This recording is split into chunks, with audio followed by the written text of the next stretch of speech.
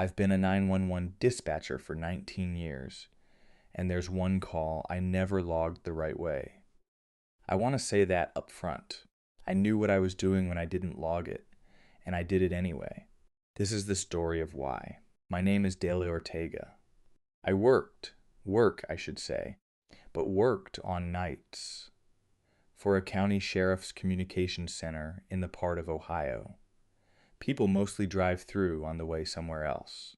We've got a courthouse, a community college, 2 hospitals, and enough farmland in between that the deputies still carry the kind of flashlights that could double as a weapon, because half the back roads don't have street lights and never will.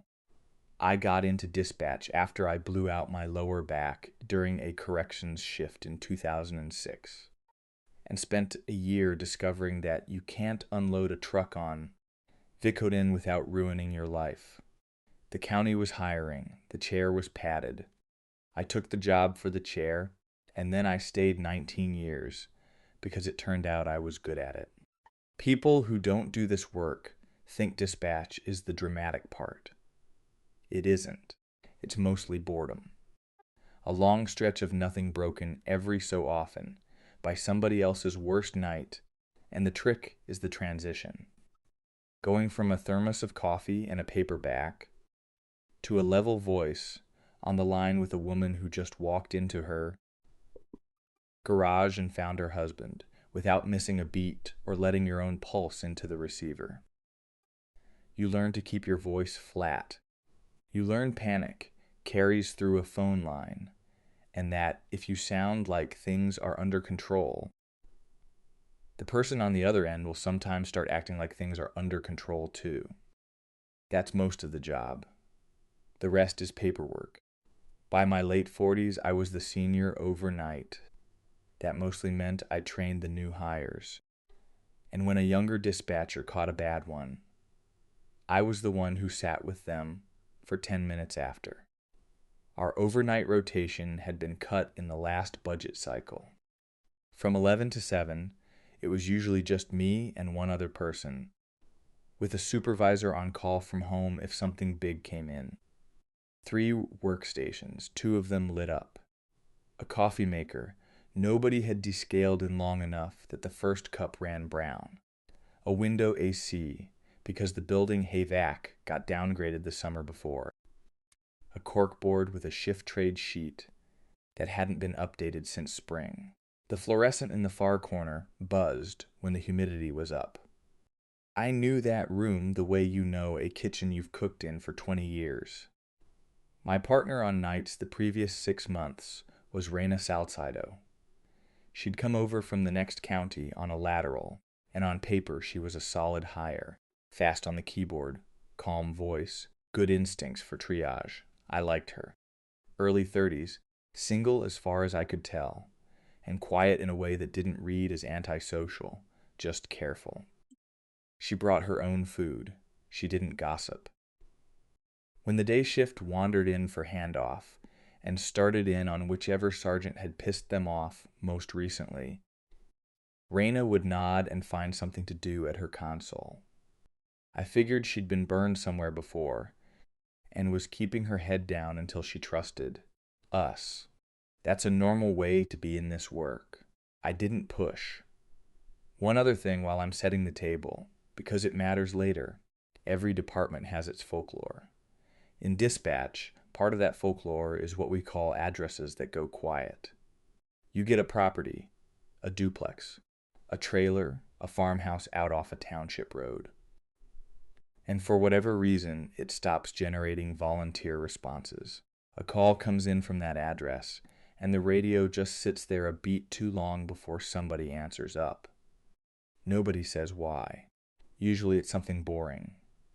A deputy got bit by a dog there once, sis. Somebody's ex lives there. The owner is a sovereign citizen type who films every traffic stop. You learn the list, you work around it, and you don't ask. I'd been on the job long enough that I thought I knew our quiet addresses by heart. I was wrong about that, and not in a way I could have caught from where I was sitting. The call came in on a Wednesday in October, a few minutes past 3 in the morning. I remember it was a Wednesday because Tuesday into Wednesday was almost always our slowest shift, and I'd been reading the same page of a paperback for 20 minutes when the line lit up. Caller ID showed a landline with our area code. I picked up on the first ring with the standard greeting and waited. There was a pause on the other end. Not silence, a pause. Silence is dead air. A pause is somebody breathing and picking their words. Then a girl's voice, very low, said, "He's in the hallway again." I put the book down. I'd taken calls from kids before. There are basically two kinds. There's the one who's panicking, gulping air, can barely get the address out. Then there's the other kind. The one who sounds almost bored, who's done this before and figured out that crying doesn't help. This was the second kind. 8, maybe 9. She wasn't whispering for effect. She was whispering because somebody might hear her. I asked her where she was. She gave me an address. 218 Old Beaver Road. I typed it into CAD while I kept her talking. Asked her if she was hurt. Asked if there was somewhere in the house she could get to, with a door that locked. She said she was already in that place. She said she wanted me to send the lady who came last time. CAD flagged the address red. The structure at 218 Old Beaver Road had been demolished. Parcel listed vacant. Demolition permit filed and closed out 14 months earlier. I read it twice with her still on the line, because in 19 years, I'd never had a live call come out of a demolished structure.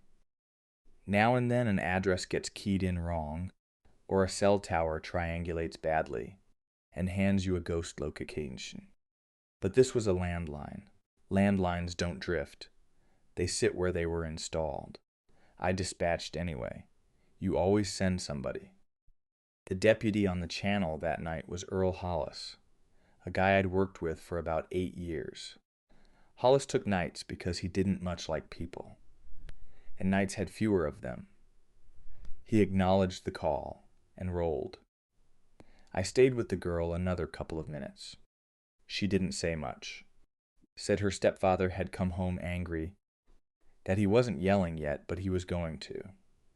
That the lady who came last time had told her she could call again if she needed to. I asked her the lady's name. She said she didn't remember the name, just that she had brown hair and a county jacket. I asked her to tell me her own name. She started to. Then the line dropped. It wasn't a hang-up. A hang-up has a click. This was a drop, the way a line drops when it's cut at the source. CAD timestamped the disconnect at 3:14. I sat with that for a second. Then I logged what I had and waited on Hollis.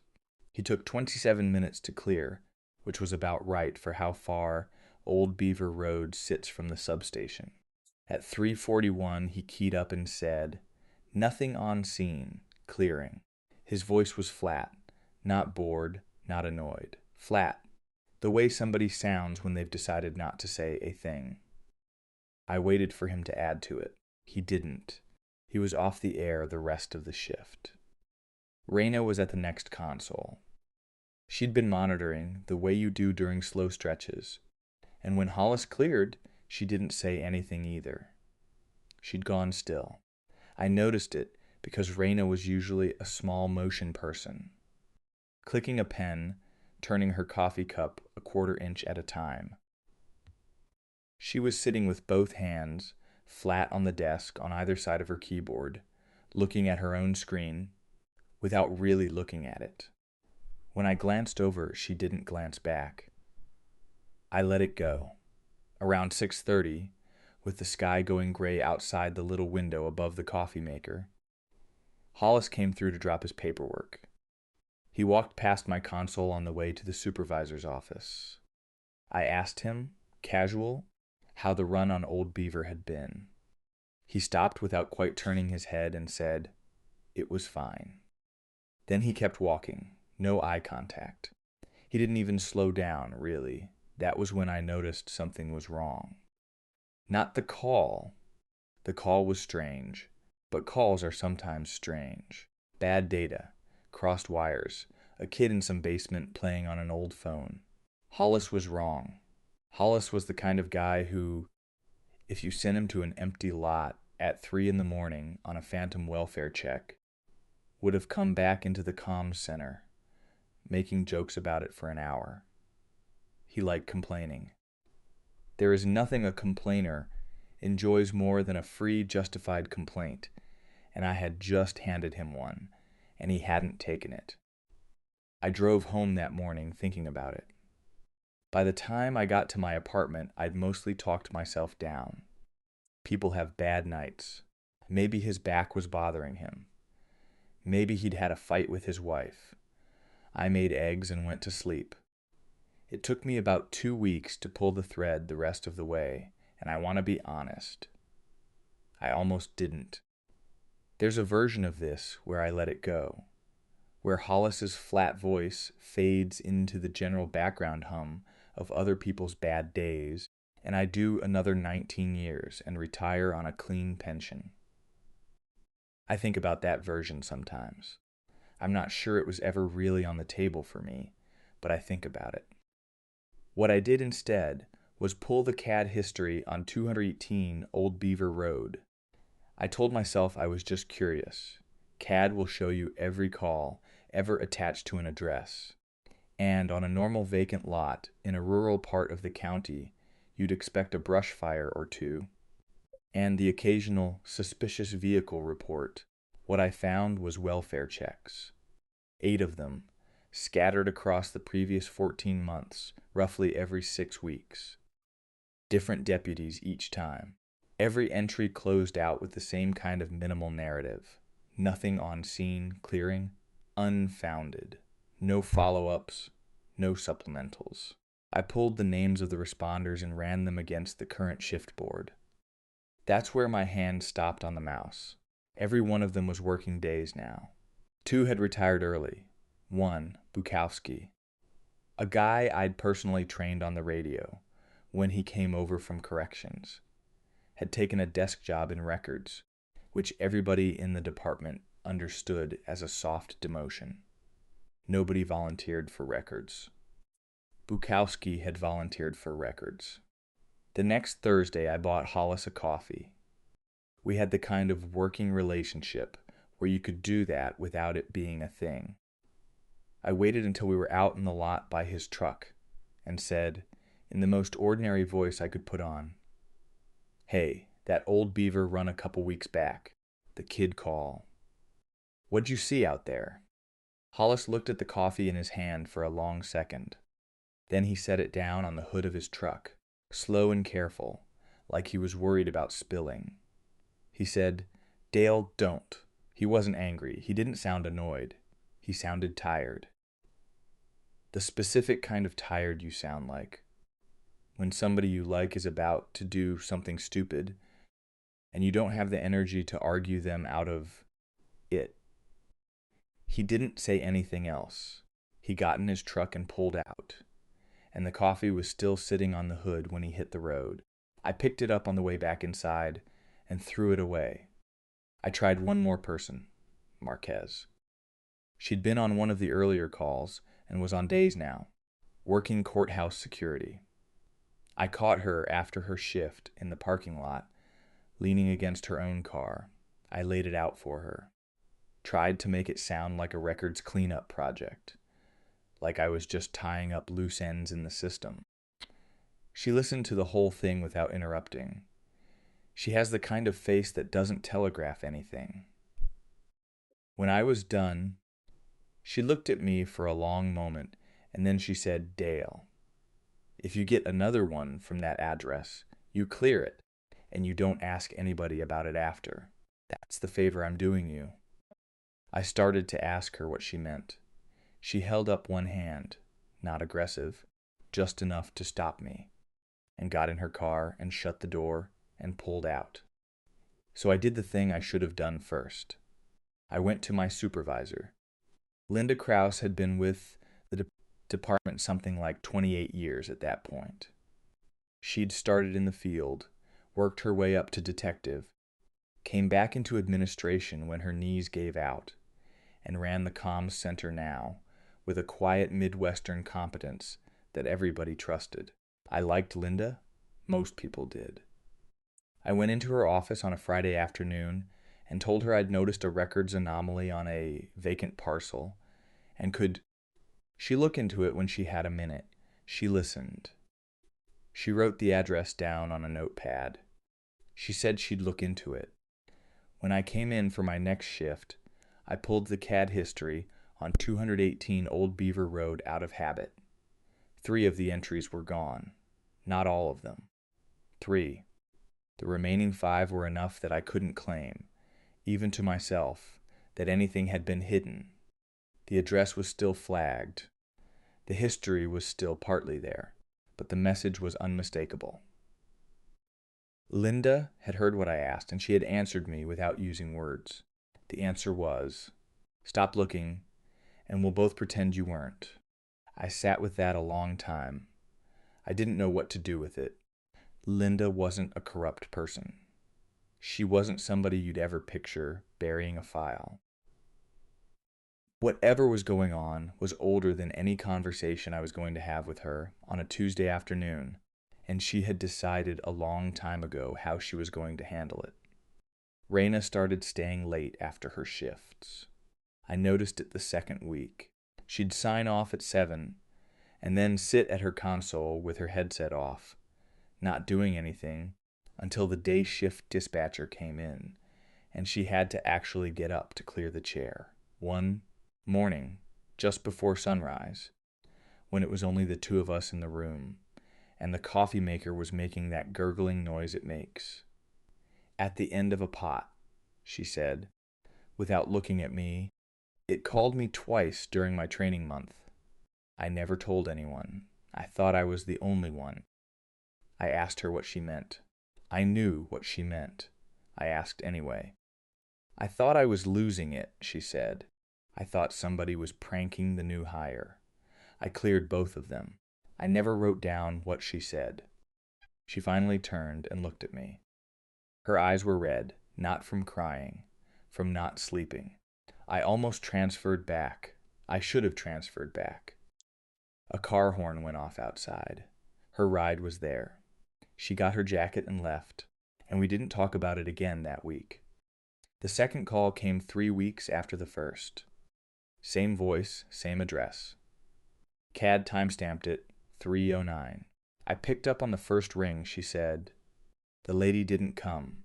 Is Dale coming?" I sat there with the headset on. I didn't say anything for what felt like a long time, and was probably 4 or 5 seconds. She didn't say anything either. The line stayed open. I could hear her breathing. I said, "I'm going to send somebody." She said, "Okay." The line dropped at 3:11. I looked over at Raina. She was staring at me. She'd heard the whole thing on her monitor. Neither of us spoke. I dispatched a deputy I didn't know well. Pratt. He'd been on with us about 8 months.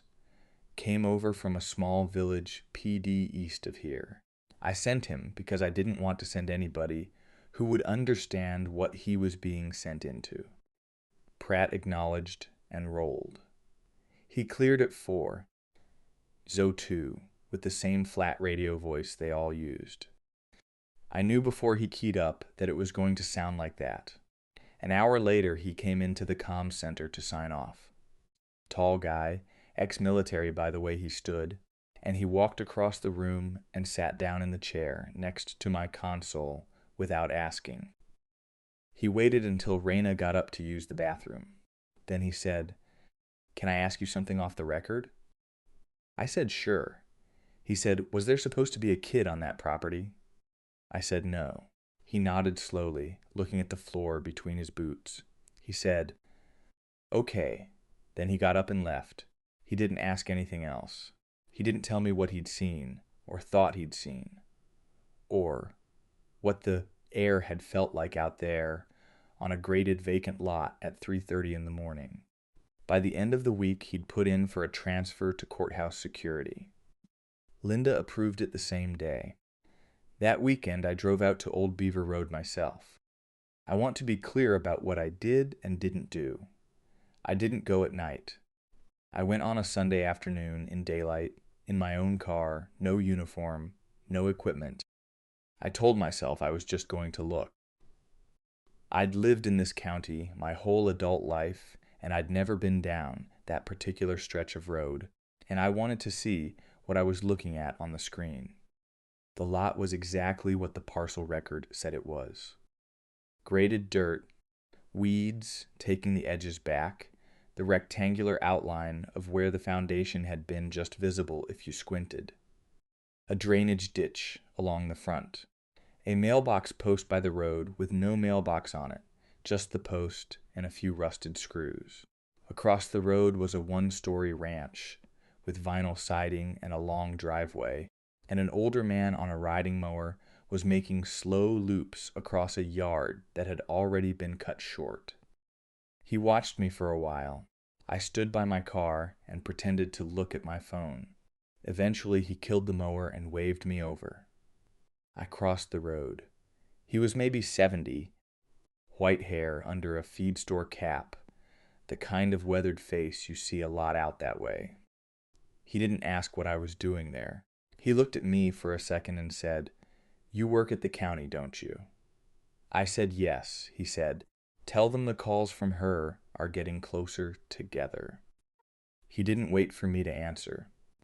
He started the mower back up and went back to his loops. I stood there another minute watching him, and then I got in my car and drove home. That night I went in for my Sunday into Monday shift, and there was a sealed manila envelope on my console with no name on it. The flap was tucked, not glued. Raina was already at her station when I came in. She did not look at the envelope, and she did not look at me. She had a way of being deliberately not there that I was starting to understand. I waited until she went on break. Then I opened it. Inside was a single printed page. A CAD report from 16 years earlier, scanned and reprinted on plain office paper. The address was 218 Old Beaver Road. The structure was listed as occupied. Call type was welfare check. The responding deputy's name was at the bottom, in the field where the deputy signs their narrative. The name was Linda Krause. The narrative had one line in it, in handwriting I recognized from 20 years of signed timesheets and approved leave requests. It read, "Child on scene. Will follow up personally." There was no follow-up attached. I sat with that page a long time. The fluorescent in the corner was buzzing. The coffee maker made its end-of-pot noise. Raina came back from break and sat down without looking at the envelope. And we worked the rest of the shift and didn't talk about anything that mattered. I'd like to tell you that in that moment I understood the whole thing. I didn't. I understood enough. I understood that Linda hadn't buried the history to protect the department. She'd buried it to protect a single line of handwriting from 16 years ago, and whatever she had or hadn't done after she wrote it, and whatever had happened to the child on scene after the deputy, who said she would follow up, personally went home and didn't.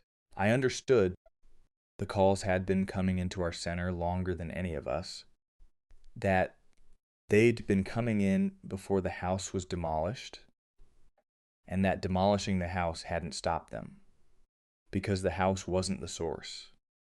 I understood the calls were looking for Linda, and that the line somehow had learned to take whoever picked up. I did not know. I still do not know what was actually on that lot. I don't know what Hollis saw, or Marquez, or Pratt, or Bukowski, who took the desk job in records. I don't know if there was anything to see in the way we usually mean see. What I know is that every responder before me decided it was easier to file a clean report and request days than to ever talk about it again. The protocol wasn't written down because it didn't need to be. You learned it by being the one who answered. I went home that morning. I slept 3 hours. I came back in early for my next overnight before Raina got there, before Linda came in for the morning handoff. I sat at my console at 10:30 at night and I waited. The call came at 3:11. Caller ID was the same disconnected landline. I picked up on the first ring. She said, "Is Dale coming?" I said, "Yes." I waited for the drop. It came at 3:12. I did not dispatch a deputy. I logged the call clean with the minimum narrative, the way Hollis had, the way Marquez had, the way every responder before me had learned to. I closed it out. I drank the rest of my coffee. I worked the rest of my shift. When Linda came in at 7, she nodded at me, the way she nodded at me every morning, and she went into her office and shut the door. The following Monday, I put in for a transfer to days. Linda approved it the same afternoon without comment. I work days now. I have for about 8 months. I sleep badly, although I want to be honest and say I slept badly before this too. And I'm not sure how much of it is the job and how much is being 51 and divorced and living alone in an apartment with a window that doesn't quite close. I haven't driven past Old Beaver Road since the Sunday I met the man on the mower. I don't intend to. Raina stayed on nights another 4 months after I transferred. Then she put in for a lateral to a county 2 states away. She didn't say goodbye when she left. We weren't close enough for that. And also I think she didn't want to have the conversation she would have had to have with me of all people to make it a real goodbye. I don't know where she is now. I hope she's sleeping better than I am. I don't know what happened on that lot 16 years ago. I don't know what Linda did or didn't do. I have my guesses, and I keep them to myself because at this point in my life, I have learned that some guesses are worth less than the silence they would break. I don't know if the voice on the phone was the child from the original case or something that had learned to sound like her. I don't know if there's a difference. I'm not sure the question is the right question. What I know is this. I answered the phone. I said yes. I logged the call with the minimum narrative. I requested days. The line is going to ring again at some point, on some shift I'm not there for, and somebody else is going to pick it up. They will not have been told anything about it, because nobody told me, because nobody told Hollis, because nobody told Marquez. They'll figure it out the way the rest of us has figured it out, by being the one who answered. And then, after a few weeks or a few months, they'll quietly put in for days, and Linda or whoever is sitting in Linda's chair by then will approve it the same, afternoon without comment, and the silence will hold for another cycle. I'm telling this because telling it is the only thing I've done about any of it. I want to be honest that I'm aware that isn't much. I had opportunities to do more, a few different ones, and at each of them I chose the thing that let me keep my job and keep my pension, and keep sleeping in my own apartment with the window that doesn't quite close. I chose what Linda chose. I chose what Hollis chose. I chose what every person who has ever sat at that console chose, and I am not above any of them, and I am not below any of them either. I'm one of them. That's the part I think about most, which is most nights. If you work in this kind of job, in any kind of institution, where the wrong answer is easier than the right one, and the people above you have already made their peace with the wrong answer, I'm not going to tell you what to do. I'm not in any position to tell anybody what to do. I'll only tell you this. The first time you choose the easy answer, you'll tell yourself it was the only one available to you.